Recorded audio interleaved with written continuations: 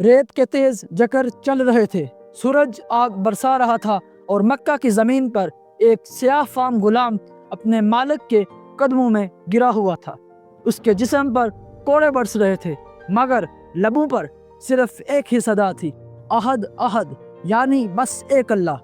یہ کوئی عام غلام نہیں تھا، یہ وہ انسان تھا جس کی آواز کو زمین برداشت نہ کر سکی اور آسمان نے سجدہ کیا۔ یہ غلام صحابی تھے حضرت بلال بن رباح رضی اللہ تعالیٰ عنہ۔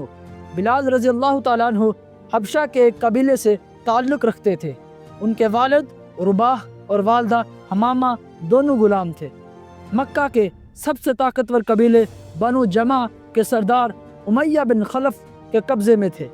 بلال رضی اللہ تعالیٰ عنہ بچپن سے غلامی کی زنجیروں میں پل بڑھ رہے تھے، مگر ان کی آنکھوں میں کچھ الگ تھا۔ خاموشی میں ایک بغاوت تھی اور دل میں ایک سوال، کیا انسان صرف اس لیے کمتر ہے کیونکہ اس کا رنگ کالا ہے؟ ایک دن بازار مکہ میں ایک نیا نام گونجنے لگا، محمد بن عبداللہ صلی اللہ علیہ وسلم۔ لوگ کہہ رہے تھے، وہ کہتا ہے سب انسان برابر ہیں، اور آپ صلی اللہ علیہ وسلم کہتے ہیں کہ صرف تقوی سے عزت ملتی ہے، رنگ یا نسل سے نہیں۔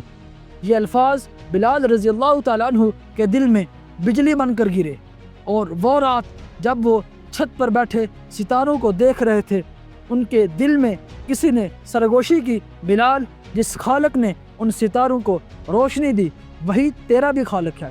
بلال رضی اللہ تعالیٰ عنہ خاموشی سے نبی کریم صلی اللہ علیہ وسلم کے پاس گئے۔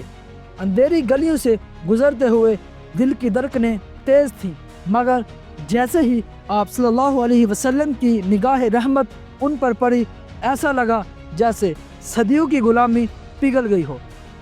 آپ صلی اللہ علیہ وسلم نے فرمایا، بلال، اللہ کے سوا کوئی معبود نہیں۔ اور بلال رضی اللہ تعالیٰ عنہ نے کہا، میں گواہی دیتا ہوں کہ اللہ ایک ہے اور محمد الرسول اللہ صلی اللہ علیہ وسلم اس کے سچے رسول ہیں۔ وہ لمحہ تاریخ کی سب سے بڑی بغاوت تھی۔ ایک غلام نے مکہ کے فرعون کے خلاف لا الہ الا اللہ کا اعلان کر دیا تھا۔ جب امیہ بن خلف کو پتہ چلا تو اس کے چہرے پر زہر گل گیا۔ اس نے بلال رضی اللہ تعالیٰ عنہ کو مکہ کے گرم ریگستان پر گھسیٹا۔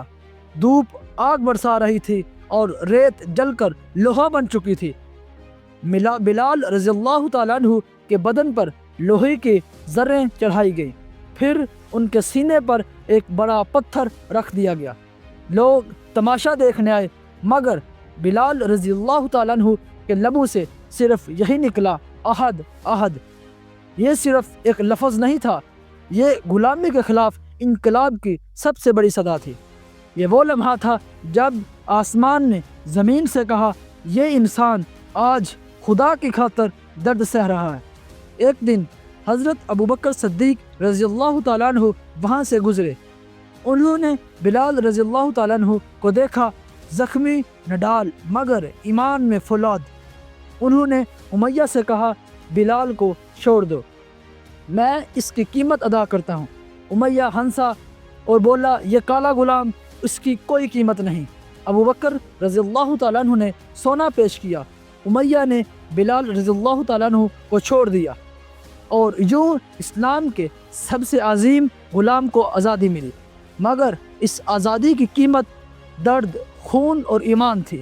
جب مکہ فتح ہوا تو نبی کریم صلی اللہ علیہ وسلم نے فرمایا، بلال، آج وہ دن ہے جب تمہاری آواز کعبہ کی چھت سے گونجے گی۔ بلال رضی اللہ تعالیٰ عنہ کعبہ کی چھت پر چڑھے، آنسوؤں سے چہرہ تر تھا، اور انہوں نے اذان دی، اللہ اکبر اللہ اکبر۔ اور وہ آواز جسے کبھی کوروں نے دبانا چاہا تھا، آج آسمانوں تک گونج گئی۔ فرشتے خاموش ہو گئے، کعبہ کی دیواریں لرز گئیں، اور دشمنوں نے کہا، یہ غلام نہیں، یہ اسلام کی روح ہے۔ نبی کریم صلی اللہ علیہ وسلم کی وصال کے بعد بلال رضی اللہ تعالیٰ عنہ کے لیے مدینہ میں رہنا ممکن نہ رہا۔ ہر گلی، ہر صدا، ہر منظر ان کی یاد دلاتی تھی۔ بلال رضی اللہ تعالیٰ عنہ نے شام کی طرف ہجرت کی، مگر ایک رات خواب میں نبی کریم صلی اللہ علیہ وسلم کی زیارت ہوئی۔ آپ صلی اللہ علیہ وسلم نے فرمایا، بلال کب ملو گے ہم سے؟ بلال رضی اللہ تعالیٰ عنہ رو پڑے، فوراً مدینہ واپس لوٹے۔ لوگوں نے کہا بلال اذان دو۔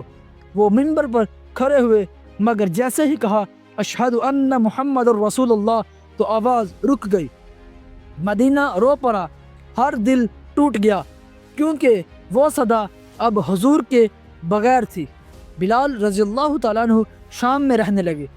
ایک دن ان کے بیٹے نے پوچھا ابا جان آج آپ اتنے خوش کیوں ہیں؟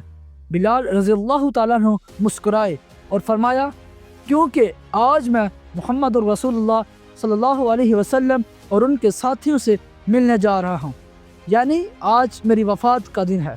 یہ کہہ کر آنکھیں بند کی، لبوں پر پھر وہی صدا تھی احد احد، یعنی صرف اللہ ایک ہے، اور اس دنیا سے اسی طرح رخصت ہو گئے اور ایک ایسی آواز چھوڑ کر گئے جو قیامت تک ایمان والوں کے دلوں میں گونجتی رہے گی۔